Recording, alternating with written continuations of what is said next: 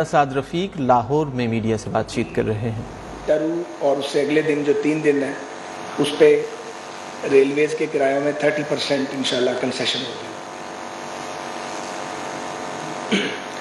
جو پچھلا P S T P ہے اس کا ہم نے اس کی ریڈنگ شروع کر دی ہے، اور جو اگلے پروجیکٹس ہیں وہ اگلے 2-3 دن میں ہم پی ایس ٹی پی پچھلا اور جو اگلا پرپوزڈ ہے اس کو مکمل کر لیں گے انشاءاللہ تعالی۔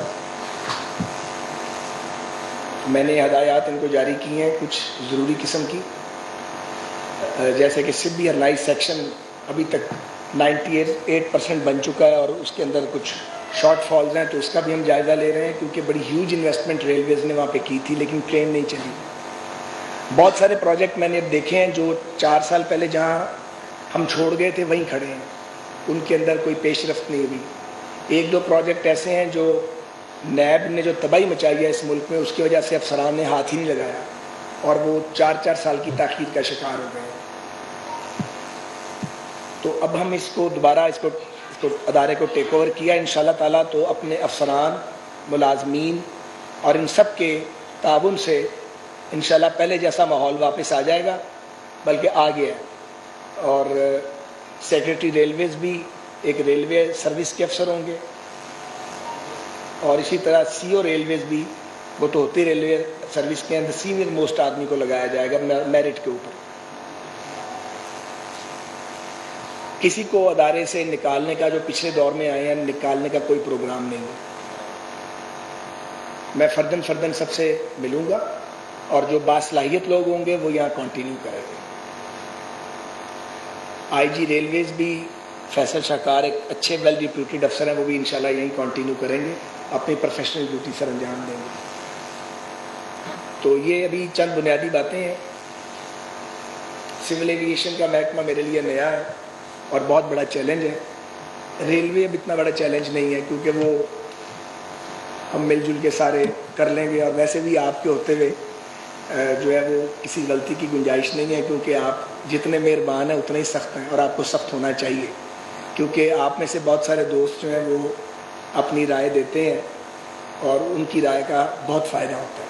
تو میں آپ سے پھر درخواست کروں گا کہ پہلی سی اسپرٹ کے ساتھ آپ دوست جو ریلوے کے بیٹ رپورٹر ہیں، اور ریلوے کو آپ سے زیادہ کوئی نہیں جانتا، آپ اپنی انپٹ دیتے رہو۔ بس میری یہ درخواست ہوگی کہ جب آپ کوئی مائنڈ میک اپ کریں تو اس سے پہلے ہماری رائے ضرور سن لیں، فیصلہ آپ کریں، لیکن ہماری رائے لے لیں۔ ہو سکتا ہے انفارمیشن درست ہو سکتا ہے انفارمیشن درست نہ ہو، تو ہم آپ سے پورا تعاون کریں گے انشاءاللہ تعالیٰ، اور پاکستان ریلوے کو واپس ٹریک پہ لائیں گے۔ اور اسی طرح ابھی پی آئی اے کے معاملات سامنے آنے والے ہیں۔ ابھی اس پریس کانفرنس کے بعد ایک کمپریہنسو زوم پہ میٹنگ ہوگی جس میں چیزیں سامنے آئیں گی، کچھ چیزیں سامنے آنا شروع ہو گئی ہیں، تو انشاءاللہ تعالیٰ پھر اس پہ بھی معاملات جب سامنے آ جائیں گے تو اپنی رائے آپ کے سامنے رکھیں گے۔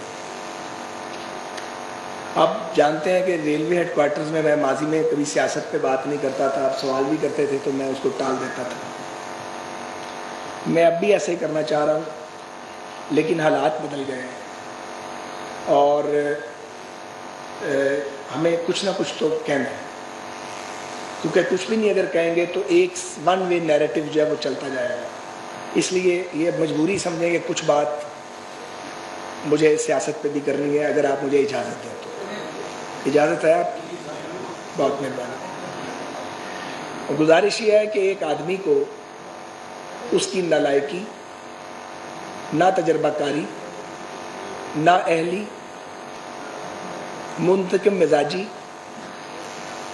بیڈ گورننس اور ایروگنس، تکبر، اس کی بنیاد پہ نکالا گیا، اور نکالنے کا سہرا ان کو موصوف کو 17 اراکین ہیں جو الائز کے ان کے، اور 20 جو ان کے ساتھی تھے جنہوں نے ریبیل کیا ان کی حرکتوں سے، ان کے ساتھ ہیں۔ یہ کل 37 لوگ ہیں، 37۔ یہ سارے کے سارے پاکستانی ہیں ٹھیٹ، اور یہ سارے نون لوگ ہیں، اور یہ سارے وہ لوگ ہیں جو کئی بار پاکستان کی اسمبلیوں میں اور اداروں میں الیکٹ ہوتے رہے ہیں۔ ان میں سے کوئی غیر ملکی نہیں ہے، یہ سب پاکستانی ہیں۔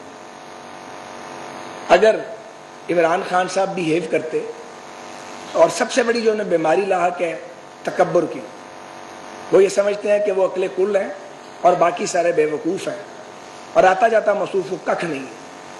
سوائے بد زبانی کے. تو اگر وہ لوگوں سے پیار کا برتاؤ اپنے ساتھیوں سے کرتے اور ریاستی معاملات کو سنجیدگی سے چلاتے تو حکومت کر رہے ہوتے. ہمیں عدم اعتماد لانے کی کیا ضرورت تھی؟ ہمارے تو نمبر ہی پورے نہیں تھے. تو ایک طرف انہوں نے اپوزیشن کو پیس ڈالا, انتقام کی چکی میں پیسا, سول سرونٹس کو کام نہیں کرنے دیا, ان پر نیب چڑھا دی اور ہم پر بھی نیب چڑھا دی, اور اب دوسری بار ہمیں جیلوں میں ڈلوانا چاہتے تھے اور چاہتے تھے کہ مرضی کے جج آ جائیں, مرضی کی عدالتیں ہوں اور یہ سارے جو ہیں یہ جیلوں میں چلے جائیں. یہی تھا نا موٹو, اور کیا تھا ان کا؟ مجھے آپ یہ بتائیں, 22 کروڑ کا ملک جو ایک نیوکلیئر سٹیٹ ہے وہ انتقام کی بنیاد پہ چل سکتا ہے؟ جہاں لوگوں کے پاس کھانے کے لیے روٹی اور پہننے کے لیے کپڑا نہیں ہے, جہاں کلین ڈرنکنگ واٹر آپ لوگوں کو نہیں دے سکتے, جس کے شہروں میں سیوریج کھڑا رہتا ہے اور پونڈنگ ہوئی ہے, اور ہم 50 سال پرانی زندگی گزار رہے ہیں, دنیا 50-100 سال آگے جا چکی ہے. وہاں وقت ہے اتنا کہ جسے حکمران منتخب کیا جائے یا ایون سلیکٹ کیا جائے عمران خان کی طرح, وہ آ کے تو ڈنڈے ماری شروع کر دے. اس شخص نے کی, پہلے اس نے ہمیں چور بنانے کی کوشش کی, سب ملے ہوئے تھے اور جناب چور بنانے کی کوشش کی. پھر ہمیں دائرہ اسلام سے خارج کروانے کی کوشش کی, اور جب سب کچھ فارغ ہو گیا, کوئی حربہ جو ہے وہ کامیاب نہیں ہوا, تو اب کہہ رہا کہ غیر ملکی سازش ہے. تو کل نواز شریف صاحب نے ٹھیک کہا کہ تم نے ایٹمی دھماکہ کیا جو تمہارے خلاف غیر ملکی سازش ہوگی, تم سی پیک لائے ہو, معاشی دھماکہ کیا جو کوئی تمہارے خلاف ہوگا. تم نے کیا ہے؟ کیا یہ ہے کہ آپ نے کشمیر جو ہے وہ مودی کی جھولی میں ڈال دیا. کیوں نہیں کی؟ کیا یہ ہے کہ آپ کو جب ٹرمپ ملا تو آپ نے کہا میں دوسرا لگتا ہے ورلڈ کپ جیت کے آیا ہوں. یہ میرے الفاظ تو نہیں ہیں. کیا یہ ہے کہ آپ نے ایک یہودی سابقہ رشتہ دار کی الیکشن کیمپین کی لندن جا کے, اور جو پاکستانی تھے صادق خان صاحب لندن کے جو میئر ہیں ان کو اپوز کیا اوپن, کہتے دوسروں کو ہیں آپ کو شرم بھی کوئی نہیں آتی. تو یہ ہے ان کا کچا چٹھا. سو یہ بھنگڑے ڈالیں, یہ لڈیاں ڈالیں, یہ ڈانس کریں, یہ جو مرضی کریں, ان کے مقدر میں یہی کچھ ہے. ہم نے کام کرنا ہے, مگر یہ نہیں ہو سکتا کہ یہ بولے گا تو اس کو جواب نہیں ملے گا. جواب اس کو ملے گا, کیونکہ ظاہر ہے ہماری الیکٹریٹ, ہمارا ووٹر اور ہمارا سپورٹر کہتا جی آپ جواب کیوں نہیں دیتے. تو ہم بد زبانی تو نہیں کر سکتے عمران خان اور اس کے مافیا کی طرح, پر جواب دینا تو بہرحال ہمیں آتا ہے. وزیر ریلوے خواجہ سعد رفیق لاہور میں نیوز کانفرنس کر رہے تھے.